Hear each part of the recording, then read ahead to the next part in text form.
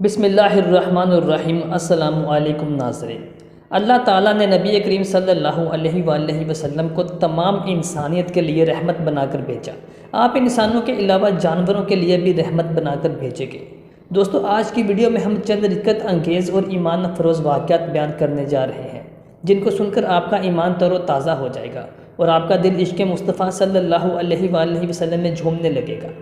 نبی کریم صلی اللہ علیہ وآلہ وسلم مسجد نبوی کے ایک ستون کے ساتھ آرام فرما کر اپنے صحابہ کرام کے ساتھ گفتگو فرمایا کرتے تھے۔ ایک دن ایک بوڑھی صحابیہ آپ صلی اللہ علیہ وآلہ وسلم کی خدمت میں حاضر ہوئی اور عرض کرنے لگی، یا رسول اللہ صلی اللہ علیہ وآلہ وسلم، آپ بوڑھے ہو چکے ہیں اور آپ مشقت کے ساتھ اس تنے کے ساتھ آرام فرما کر بیٹھتے ہیں جس سے آپ تھک جاتے ہوں گے۔ میرا بیٹا ایک بڑھئی ہے، اگر آپ کی اجازت ہو تو میں اس سے ایک ممبر بنوا کر مسجد میں لا دیتی ہوں تاکہ آپ صلی اللہ علیہ وآلہ وسلم اس کے اوپر تشریف فرما کر صحابہ کرام سے گفتگو فرما لیا کریں اور خطبہ ارشاد فرمایا کریں۔ آپ صلی اللہ علیہ وآلہ وسلم نے اس بڑھیا کو اس کی پیشکش پر اجازت دے دی۔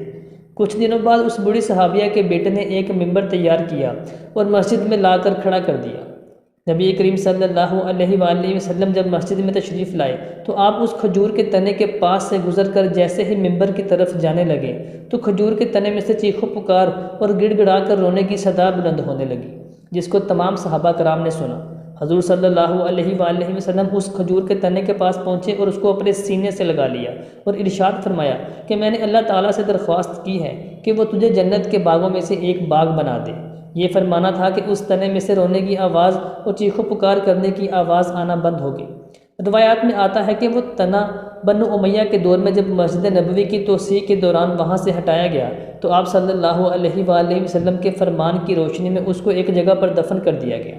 ایک دفعہ نبی کریم صلی اللہ علیہ وآلہ وسلم ایک راستے سے گزر رہے تھے تو آپ نے ایک اونٹ کو دیکھا جو کہ اپنے مالک کی زیادتی اور سختی کی وجہ سے بے حال تھا اور بھوک اور مشقت اور تھکاوٹ سے اس کی جان میں جان باقی نہ رہی تھی۔ آپ صلی اللہ علیہ وآلہ وسلم نے اس کو دیکھا تو اس کے قریب پہنچ کر اس کی پیٹھ کو تھپتھپانے لگے تو اس اونٹ نے آپ صلی اللہ علیہ وآلہ وسلم سے عرض کی، یا رسول اللہ صلی اللہ علیہ وآلہ وسلم، آپ تو تمام انسانیت کے لیے چرند پرند جانور حیوانوں سب کے لیے رحمت بنا کر بھیجے گئے ہیں، میرے مالک سے فرما دیں کہ وہ مجھ پر اتنی سختی اور زیادتی نہ کرے۔ حضور نبی کریم صلی اللہ علیہ وآلہ وسلم نے اس کے مالک کو فوراً بلایا اور